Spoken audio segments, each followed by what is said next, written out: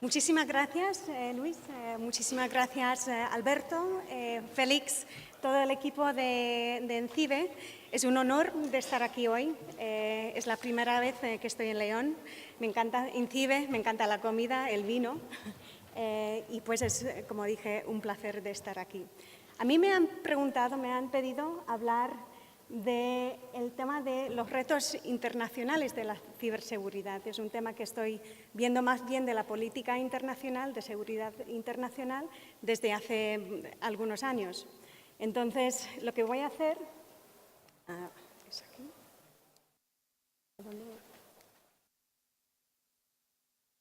Vale. Pues voy a pasar, la presentación está en inglés, pero voy a intentar hacerlo en español.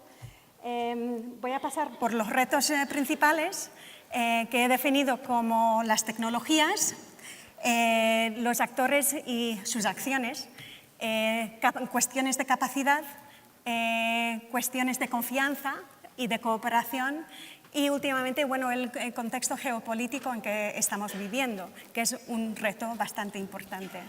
Luego, el tipo de respuesta que se está dando a nivel internacional a estos retos, a nivel normativo, que más allá de la Unión Europea hay un montón de trabajo que se está haciendo, trabajo bastante interesante.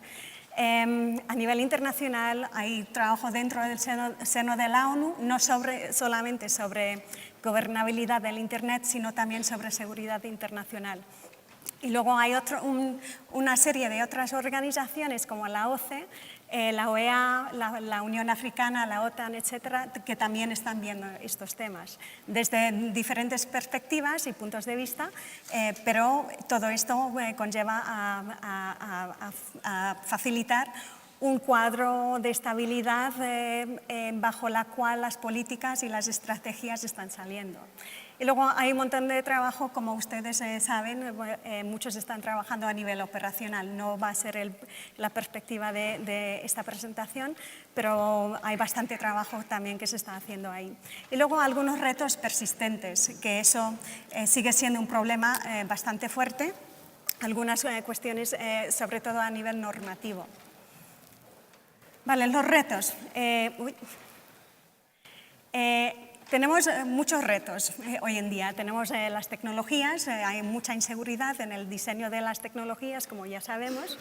Los actores y sus acciones, que es algo en que me voy a enfocar bastante. Hay actores no gubernamentales que, como ya sabemos, están muy metidos en el tema de la delincuencia y el uso del Internet y de las TICs por fines terroristas. Luego, cada vez más hay más gobiernos, más estados utilizando las TICs para fines políticos militares, en situaciones de conflicto y no conflicto.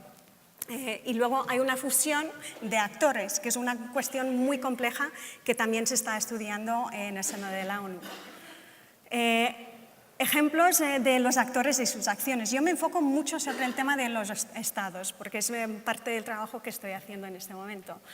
Claro, sabemos a nivel de los ataques DDoS, Estonia, Georgia, todos los ataques que más y más se están haciendo contra instituciones democráticas, instituciones del Estado. Robo de propiedad intelectual, espionaje industrial. Antes era más o menos solamente contra estados desarrollados, occidentales, pero hoy en día más y más economías emergentes están siendo afectados. Luego tenemos el tema de espionaje político, que normalmente se conoce que todo el mundo hace espionaje, pero la escala de ello hoy en día, la magnitud es bastante fuerte. Y luego hay el malware diseñado para afectar la infraestructura crítica. Tenemos situaciones bastante fuertes, como más reciente, la red eléctrica en Ucrania, el molino de acero en Alemania, Stuxnet, todo el mundo conoce esa situación. Y representa hasta cierto punto un punto de inflexión, ya que nos damos cuenta que podemos interrumpir, afectar infraestructura crítica y que los gobiernos están desarrollando esas capacidades. Luego hay incidentes que afectan el acceso y la integridad de datos. Los ransomware attacks como WannaCry este año, Sony 2014, Saudi Aramco en 2012. Luego hay estas cuestiones de sustracción de datos masivos, Equifax hace poco en Estados Unidos, también en Estados Unidos el del Departamento de Justicia el año pasado, UPM en 2015, Sony 2014 y muchos más incidentes de esa manera. Luego los incidentes de hacking que tienen como meta las organizaciones internacionales. Y esto es un tema interesante. Cada vez que hay un evento importante, el día anterior, o si hay una negociación, pues más y más hay intentos de acceder a esa información para tener esa información e informar las políticas propias de un gobierno. Luego hay también operaciones informativas, que es una cuestión que no es de ciberseguridad, pero es un tema que todo el mundo está hablando hoy en día. Hoy en día todos los países, todas las instituciones están afectadas, como ya escuchamos en las ponencias anteriores, y cada vez más hay más gobiernos desarrollando capacidades ofensivas, además de defensivas, y capacidades militares, también utilizando actores no gubernamentales para conseguir sus fines políticos. Hay algunos informes interesantes, como el CIC, la lista de incidentes importantes, que los lleva desde el 2006, merece la pena mirarlo, y luego el índice de capacidades gubernamentales que ha ido desarrollando UNIDIR desde hace 4 o 5 años, creo. Y todo esto conlleva una situación de inestabilidad, falta de confianza, riesgo de escalación o miscálculos entre los gobiernos. Y yo lo que estoy viendo también, o sea, dentro de, por ejemplo, estos son los 3 pilares de Naciones Unidas: derechos humanos, seguridad internacional y desarrollo económico y social. Y hay mucho overlap, como dicen en inglés, de los diferentes temas. Y luego en la respuesta también hay mucho overlap. Hay cuestiones normativas que están sobre la mesa en los diferentes comités de la Asamblea General. Algunas cosas sobre la agenda del Consejo de Seguridad, más bien relacionado con el uso del Internet por fines terroristas y cuestiones delictivas. Pero el trabajo que se está haciendo más bien en cuanto a la actuación de Estados en el ciberespacio se está desarrollando en el primer comité de la Asamblea General, que se dedica a cuestiones de seguridad internacional, que de hecho desde 1998, cuando Rusia entabló una resolución, están estudiando el tema. Primero, inicialmente sobre cuestiones de terrorismo y criminalidad, pero ese trabajo ha ido ampliándose paralelamente con la cantidad de incidentes, de amenazas, de ataques, etcétera, que se han ido dando en los últimos 10 años. Rusia interpuso una primera resolución sobre las TICs en el contexto de seguridad internacional en 1998, que fue adoptada sin voto. Esa resolución todos los años ha ido pasando votado dentro de la Asamblea General, y cada año el secretario general hace un informe con las percepciones de los Estados miembros sobre las cuestiones tratadas en la resolución. El tema es que muy pocos gobiernos someten sus percepciones al secretario general. Este año, en agosto de 2017, unos 24 gobiernos de 193 entregaron sus percepciones y el desarrollo de sus estrategias, sus políticas contra esas cuestiones a la ONU. Es un problema, pero está creciendo, porque anteriormente era mucho menos. Yo voy a hablar un poco del trabajo de los UN GGEs. El GGE es un grupo de trabajo, un grupo de expertos gubernamentales en la esfera de las TICs que miran estos temas de seguridad internacional. Tiene que ver un poco con la resolución de la Rusia de 1998 y esos grupos de trabajo cada uno tiene un mandato diferente y van trabajando desde 1204.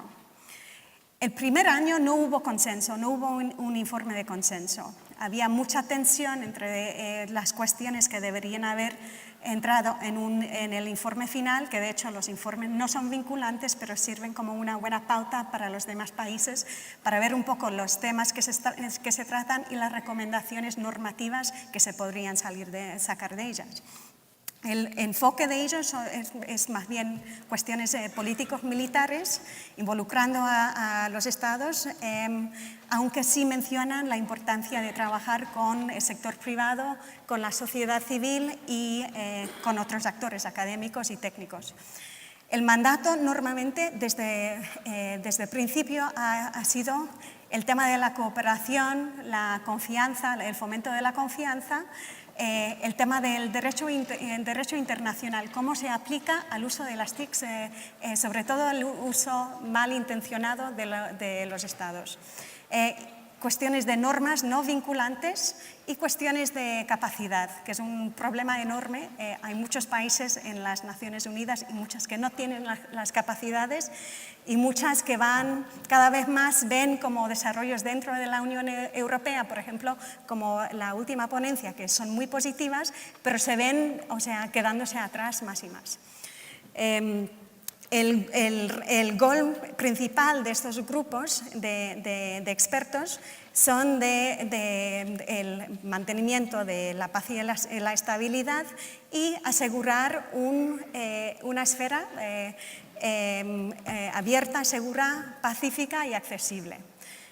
Y de promover el uso pacífico de las TICs y de prevenir el conflicto que podría salir, de conllevar del uso malintencionado de ellas. En el 2010 sí se consiguió un consenso, un informe de consenso. Yo creo que mucha gente piensa que esto no tiene mucha relevancia, pero sí es bastante importante, porque por primera vez un grupo de expertos trabajando dentro del seno de la ONU sí llegó a confirmar la amenaza. Todas las cuestiones que mencioné antes y que se mencionaron esta mañana, que sí son muy problemáticos y que tienen que ver pueden interrumpir la paz internacional y la seguridad.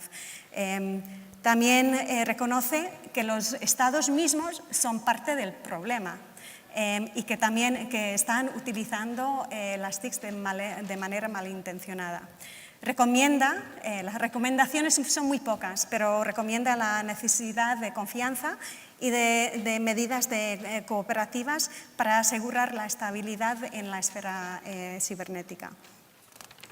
También saca a luz algunas cuestiones como el riesgo de la misinterpretación que podría resultar de la falta de una visión común en cuanto a normas y el marco legal en que estamos trabajando, en que están funcionando los estados, que podría también afectar la gestión de crisis en el caso de un incidente importante. También habla de la necesidad de medidas de cooperación y la importancia de compartir buenas prácticas y lecciones, como también gestionar incidentes a nivel cooperativo, también fomentar la confianza, reducir el riesgo y una cuestión que no se hace mucho o no se hacía tanto, la cuestión de la transparencia, compartir estrategias, compartir doctrina, que es una cuestión más difícil cuando no son del mismo grupo regional, etc. Y luego, claro, la importancia de la colaboración entre gobiernos y dentro de gobiernos con el sector privado y la sociedad civil. Pero a la vez, y a raíz de esos primeros intentos de llevar estos temas a nivel internacional, también empieza a haber un montón de trabajo a nivel regional. Dentro de la OCE, en particular, la OCE, la Organización para la Seguridad y la Cooperación en Europa, empieza en el 2011 a empezar a hablar de estas cuestiones. Los Estados participantes empiezan a hablar de la necesidad de adoptar unas medidas de fomento de confianza a luz de tantos incidentes involucrando a Estados.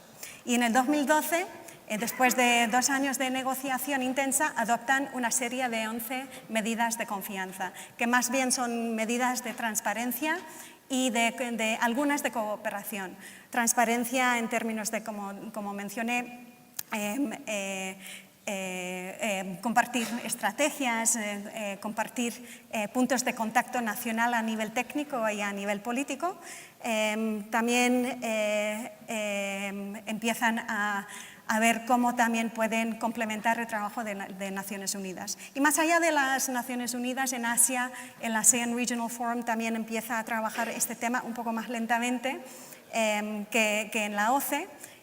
Y en diferentes, a nivel subregional, empiezan el Shanghai Cooperation Organization, la OEA, la Unión Europea, como ya sabemos, el grupo de los BRICS y también grupos económicos como el G7 y G20, que también ven la confianza y esas cuestiones como imprescindibles para la estabilidad financiera y económica a nivel global.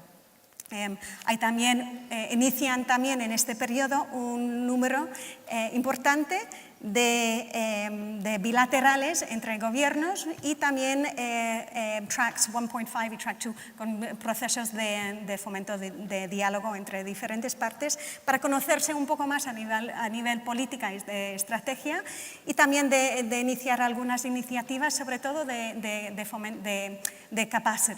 capacidad. Y un ejemplo, bueno, en una situación más compleja se adapta el hotline entre Rusia y Estados Unidos en 2013, que no creo que se esté utilizando mucho en este momento. En el 2013 hay otro UN Group of Governmental Experts y ahí sí empieza a haber más sustancia. Por primera vez el grupo concorda que el derecho internacional existente, la Carta de Naciones Unidas, derecho consuetudinario, derecho humanitario, se aplica, y los derechos humanos, claro, se aplican al uso de las TICs por parte de Estados. Y hay una discusión inicial sobre normas de comportamiento responsable de Estados en este contexto. Hay una sección del informe dedicado a recomendaciones también sobre fomento de confianza y el intercambio de información y medidas de cooperación para intentar también fomentar la transparencia, predecibilidad, creo, y cooperación. Y luego mucho enfoque sobre el tema de Cybersecurity Capacity Building. Esto es muy importante porque hay varios países que están representados en el grupo de expertos gubernamentales de la ONU que no tienen gran capacidad, que no tienen un workforce a nivel nacional, no tienen la capacidad en general para prevenir los incidentes y también de responder de una manera adecuada. También en este periodo, en el 2013, la OCE adopta más medidas de confianza, son ahora 16 en total, que estas ya son más de cooperación. Cooperación en el caso de un incidente, notificación en caso de un incidente y varias medidas semejantes en ese sentido. Y bueno, sí, también hablan de cooperación transfronteriza, otra vez el tema de puntos de contacto, el intercambio de estrategias políticas, etc. Y los esfuerzos más allá de la OCE, a nivel de la OEA, de que se hablará más detalle mañana, y a nivel de Asia, África, aumentan, pero muy lentamente en términos de implementación. En el 2015, este sí que es el informe de que todo el mundo habla últimamente, porque es el informe donde no solamente reafirma lo que se acordó en momentos anteriores, sino también que adopta una serie recomienda, digamos, una serie de normas de comportamiento responsable de Estados en la esfera de las TICs. Estas normas no son vinculantes, pero están vistas como un marco que podrían evitar la confusión y también como las medidas de confianza dentro del seno de la OCE, pues ayudar a los gobiernos a cooperar de una manera más sostenible y de una manera más sustantiva sobre incidentes. Cosas que se están haciendo dentro de muchos países en este momento, pero no había un marco más formal. Este da a todas estas cuestiones un marco más formal y un marco para los gobiernos que realmente no habían hecho mucho en ese sentido. Y sigue mucho trabajo fuera de la esfera de la ONU. Entonces, lo que dije antes, existe un cuadro emergente para la estabilidad y la seguridad en el ciberespacio que se está trabajando desde hace muchos años en términos de derecho internacional, medidas de fomento de confianza, capacity building, normas no vinculantes de comportamiento de Estados, que requiere no solamente la participación y el apoyo de gobiernos, de las estructuras de gobierno, sino también, como dije antes, industria y otros actores privados, academia, la comunidad tecnológica, la sociedad civil. El problema es que tenemos todo ese marco y implementarlo es un problema. En el 2016-17 hubo otro grupo de expertos, fui la relatora en ese grupo, pero no hubo informe de consenso. No fue culpa mía, pero se logró hacer mucho trabajo en términos de poner sobre la mesa algunas recomendaciones para cómo implementar las recomendaciones de los informes interiores. También, sobre todo en cuanto a las normas de comportamiento de Estados, las medidas de confianza y cuestiones de capacidad. El único problema es que no hubo consenso sobre el tema de derecho internacional, no sobre la cuestión de si aplica o no el derecho internacional existente. Eso fue acordado hace unos años que sí, más bien de cómo se podría detallar más y poner sobre la mesa unas recomendaciones para los demás gobiernos en cómo se podrían implementar algunas cuestiones clave, como el artículo 51 de la Carta de Naciones Unidas, contramedidas como respuesta a hechos internacionalmente ilícitas, que es una cuestión legal específica, y el derecho humanitario. Había un grupo de gobierno que quería mucho más detalles sobre ellos y otros que decían que no, que poner más detalles sobre la mesa sería como legitimizar la militarización del ciberespacio y también legitimizar cuestiones como sanciones, etc. Luego había también desacuerdo en cómo llevar más allá el trabajo de Naciones Unidas en este contexto. Entonces, esta semana se presentó en el comité primero de la Asamblea General el resultado de este grupo de trabajo. Hay mucho silencio en este momento de parte de los gobiernos y mucha pregunta, mucha duda en cómo seguir adelante. Hay retos persistentes, aquí muestro algunos, o sea, las amenazas, cómo gestionar y mitigar las amenazas existentes y las nuevas que están saliendo. ¿Qué hacer con los resultados de ese último grupo de expertos? Como dije, hay mucho silencio en este momento, pero algunas cosas que se están haciendo a nivel regional que mantienen la perspectiva sobre ellos. Y luego algunas cosas que yo las llamo los how-tos, cómo mantener el diálogo entre los gobiernos en el contexto político internacional actual. Sobre todo sobre estas cuestiones normativas y sobre las cuales hay muy poco consenso, mientras también aseguramos la legitimidad y la inclusividad de los procesos, porque algunos gobiernos quieren sacar la discusión del seno de Naciones Unidas y otros quieren mantenerlo dentro.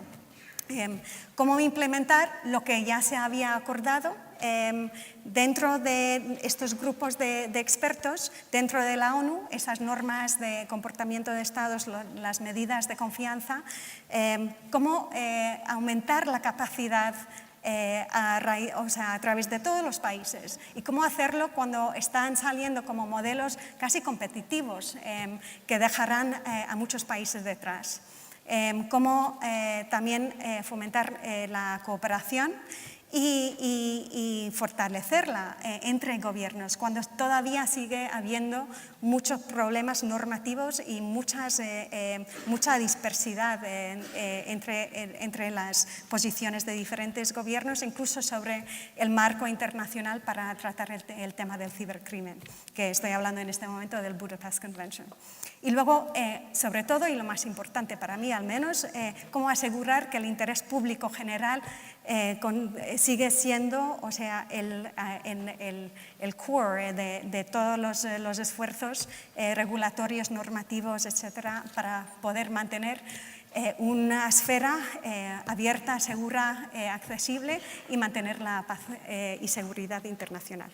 Gracias.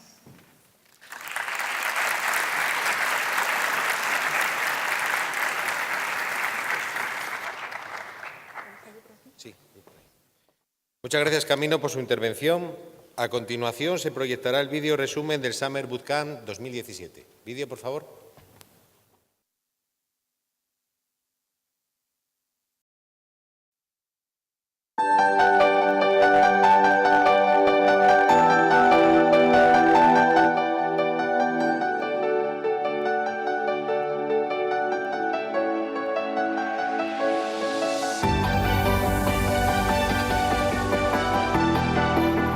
Enfrentamos a una amenaza global y para ello es necesario trabajar conjuntamente y estar adecuadamente formados, ¿no?, en las últimas técnicas de ciberseguridad. Summer Bootcamp es un evento que tiene este doble objetivo: conocernos a nivel mundial, trabajar juntos y además formarnos e intercambiar experiencias en el ámbito de la ciberseguridad. Poder conocer las experiencias europeas, tener acceso a las herramientas más avanzadas para evitar y prevenir los ciberataques, poder establecer y fortalecer redes de conocimiento y de colaboración en temas muy importantes para el hemisferio como es la ciberseguridad.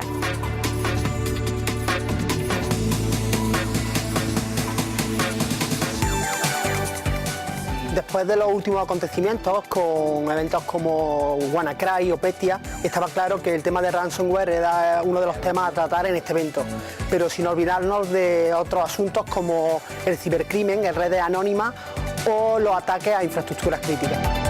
Considero que este tipo de formación es fundamental para cuerpos y fuerzas de seguridad del Estado, tanto para actualizar sus conocimientos como para afrontar retos presentes y futuros en el ámbito de la ciberseguridad. Contamos con expertos de muchas materias reconocidos internacionalmente y además de muchas temáticas. Hablamos de malware, pentesting, temas de wifi, inalámbricos, con lo cual yo creo que hoy en día podemos decir que es de lo mejor que existe en el panorama actual.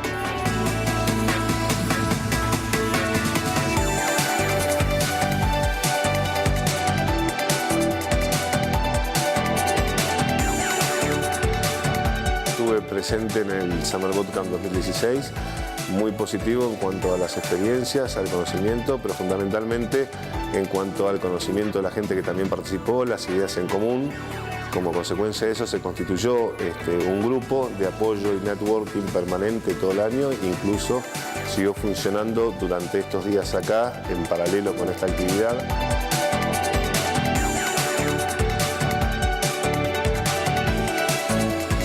Reúne muchas disciplinas en muy poco tiempo y cubren todos los aspectos que yo necesito para mi trabajo y mucho más también.